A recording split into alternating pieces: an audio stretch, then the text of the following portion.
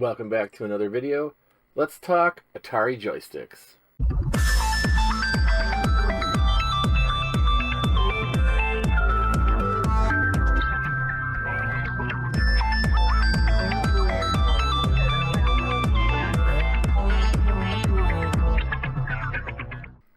So I've got my Atari 65XE hooked up here to this nice CRT that I found at Goodwill. It was $4. And it's got a built-in DVD player, which I presume works. I know it does open. I think you might have to be on that input to open it. Anyway, $4 for a nice-looking CRT. Can't really beat it. So I thought I wanted to play some kicks or quicks. I think it's kicks. But either way, it's one of my favorite games for the Atari, and I have it on the 65XE here. So I've got my standard Atari joystick. Let's start. And so this is a game all about drawing boxes and not letting the little dudes cross your lines when you're drawing the box, because that's bad.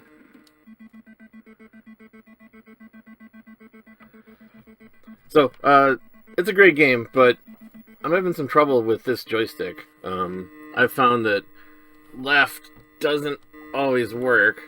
Down's good, but let's see, I should have gone left here, but I couldn't.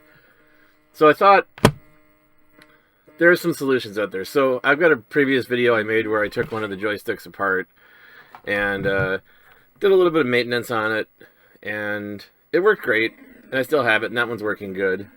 But there are some other alternative options out there as well. So let's turn this off, and we'll just get it out of the way for now. I'll turn the TV off too. Alright, so the first option I want to talk about is replacement PCBs. So these are newly made PCBs for the Atari joysticks. And they're designed to just be drop-in replacements. And you can also get replacement cables with them as well. So in the previous video where I was looking at the Atari joysticks, I also had one where the cable was bad. One of the pins didn't go all the way through, so I ended up running it just externally to the wire, because the break was somewhere in the wire itself. You know, I could get signal here, I could get signal here, but within the wire there was a break. So I ended up just running the wire all the way along and then electrical tape the whole thing. It didn't look the greatest, but it did fix the problem, so can't complain about that. But they're making new cables now. I actually found this one in one of the Atari Facebook groups, and I got this a while ago. I can't remember who was making it, but they are for sale. And so it's just a replacement cable. So if your cable's bad, you can just buy a new cable. If your PCB is not working right, you can buy a PCB. So I got a couple of each. Let's go ahead and see if we can refurbish this particular joystick. Let's get some light on here. So these joysticks, they have 4 screws in them. They come apart pretty easily. And as you can see from the PCB here, there's not really a lot to them. You know, there's the 5 buttons, and they're not actually click buttons. They're just a piece of metal that's adhered to the board that when you push on it, when you move the joystick or push the button, it just makes the metal that's on top contact the PCB where there's another contact. And it's very rudimentary. It was probably very cheap to make, but it does wear out more quickly than you know, a switch, an actual switch. Alright, so we've got our original joystick apart here with our PCB. So as you can see, we've got the original cable here, and now this one does have the cables being broken out into these 6 different wires, so we can't do a direct plug and play here. But if you wanted to replace these, you could cut these off and, you know, solder them onto the ends, or you could just solder them onto the board. It would be easy enough to do. So as you can see, the design looks a little different, but the buttons are in the same place, and I can just tell from clicking these how much nicer these feel than, you know, these original Atari buttons. That this one's not bad. Left one actually feels pretty good. Is that left? Yeah, that's left. So I'm surprised it's not working. And it could be dirty. There's a plastic film over the whole thing, supposedly to keep dirt and grime out, but yeah, the button doesn't feel very clicky. Up isn't very good. So it's just kind of the way these controllers go, it's kind of end of life for it. Alright, so we should be able to remove these wires. I don't want to cut them because I would like to at least preserve this and, you know, not make modifications that can't be undone easily. If you're taking these off, make note of what color goes where if you're planning on putting it back on. Luckily I'm recording this, so I can do that later. But yeah, those just pop right off and there's your old PCB. And if you're not planning on keeping it, you can tie a string to it and hang it up in your car somewhere. Not on the mirror, because I think that's illegal in most states, but I don't know. Good conversation piece. People say, well, what's that thing? Oh, it's, you know, the innards of an Atari controller from a 2600. Anyway, so we can pull the cable through. And again, we'll set that off to the side as well. Now we've got our new wire that we want to get through this hole in the back here.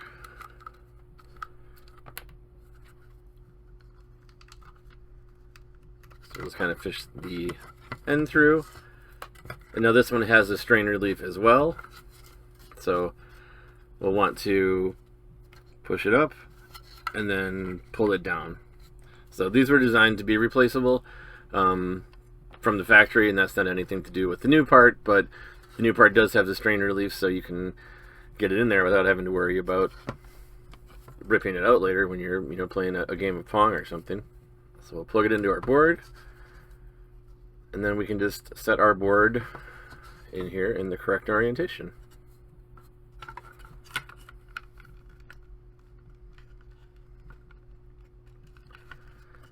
So I'll tuck that wire in. Now there is a spring here that's not attached to anything, so when you're putting this back together, you want to be careful to not lose that.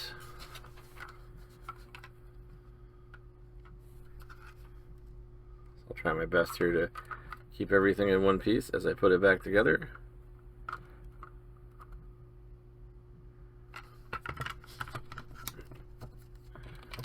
We can start this way maybe.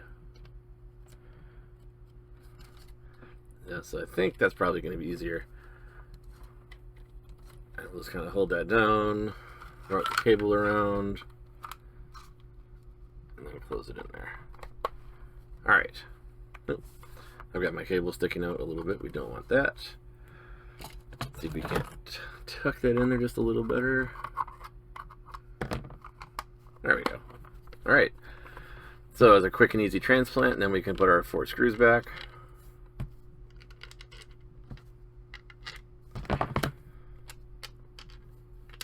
So in terms of repairability, score, this one pretty simple to do. I forget the exact cost of what they were charging for these, but I think I got a pair of them for, I think it was under 20 bucks. And I think the PCB is open source, though I'm not sure that companies that do board production are able to make those exact buttons. I'm not 100% sure if they can or can't, the way that Atari had them, because it's certainly not standard for anything people are doing these days for the most part. So I can't answer that question about whether or not this is something you can get printed up or you have to get from somebody. Either way, I didn't get it printed up. So there you go, there's our controller. I don't know if you can hear that. It sounds like a fresh Atari controller, so clicky. So let's plug it back in. Let's power up the TV. Flip on the Atari.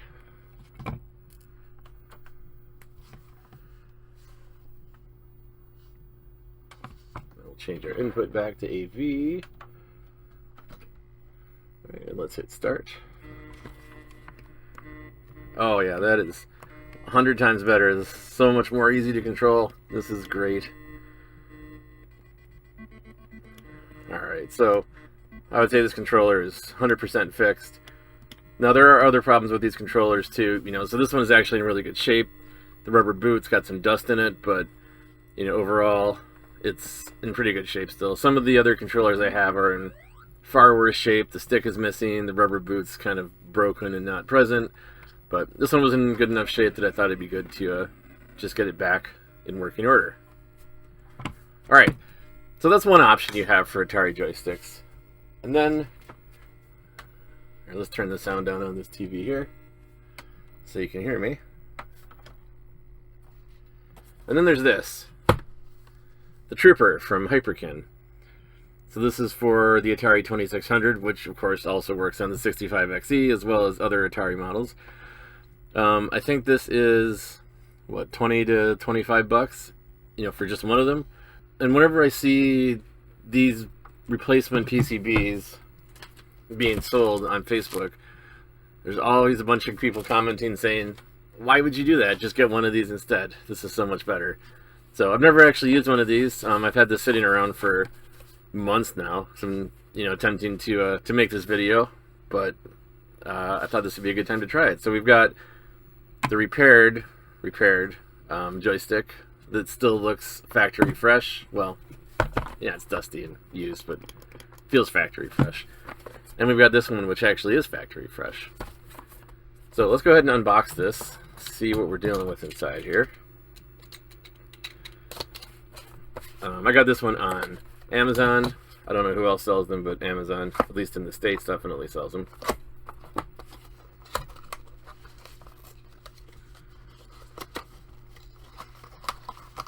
Alright. Pop this guy out. We've got Let's Game. Thank you for your purchase and support. Obviously, this video is not sponsored, but we get a sticker too with their logo. Nice.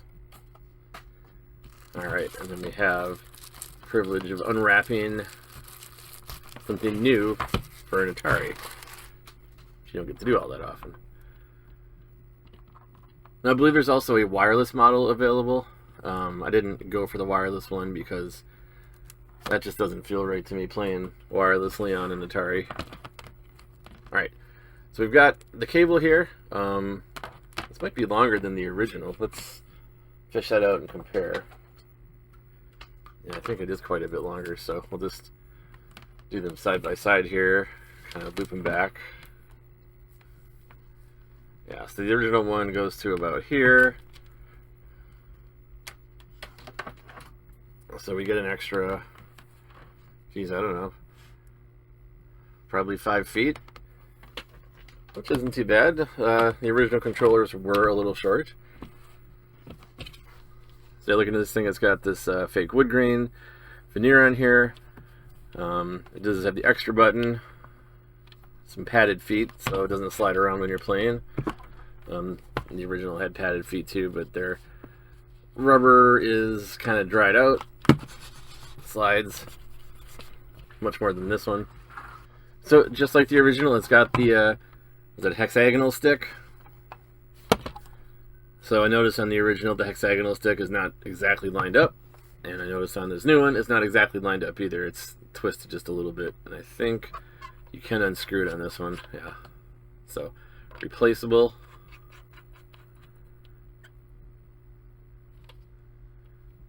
Right, and yeah, there's not much more to it than that. So let's give this one a try. Let's see if this one works as well as the one we've just fixed, or if it works better. Alright, so we'll fire kicks back up. Let's start. Oh, gotta turn the volume back up.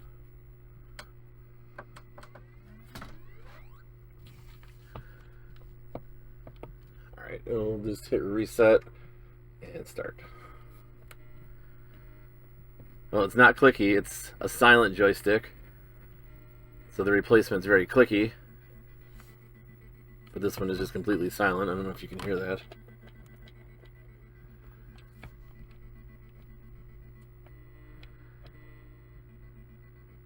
But yeah, it feels good. No complaints. So one thing I am interested in doing is taking this new one apart and seeing what's inside. Is it using the same style switches as the original Ataris and the replacement PCB that we used, or is there something else entirely going on in here? So I'm a little curious. And it wouldn't be me if I got some new piece of hardware and didn't immediately take it apart. So we got to do that. Alright, so it looks like it's just 2 screws. And I don't know where it separates. Looks like it might be here. Not coming apart as easily as the original. I don't want to break it. So it looks like the back is lifting off a little bit here, but the front is not. So I'm guessing there are probably some screws hidden under these feet. I don't know why they would do that, or if they would do that. It sure feels like they might have.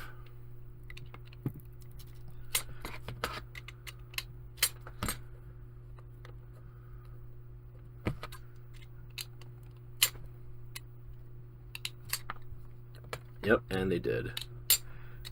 So that's too bad, because the original is much easier to take apart if you needed to clean it or just, you know, do anything with it. I'm having trouble getting these feet off without destroying them. So that's a little unfortunate, but that was their design choice they made.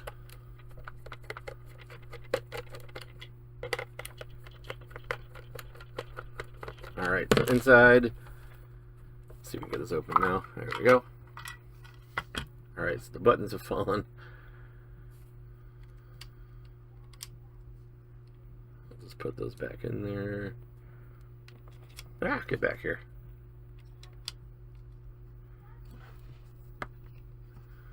Alright, so we've got rubber dome buttons. So this is more like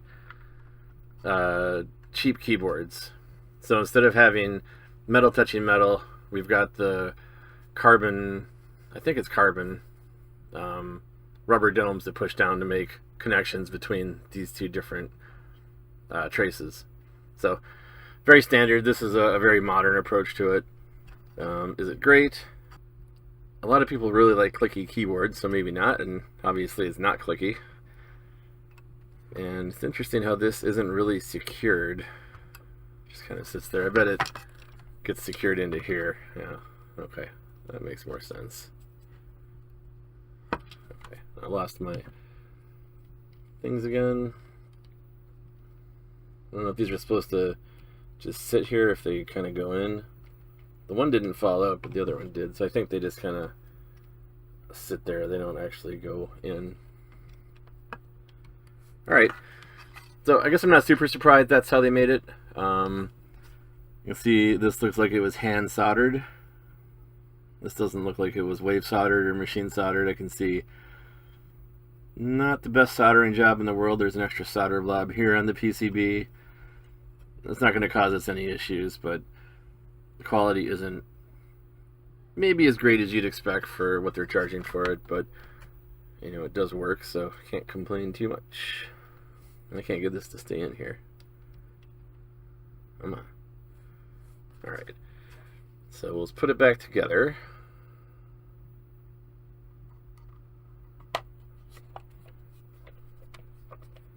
Alright. And then we'll put the screws back in. Come here, screw.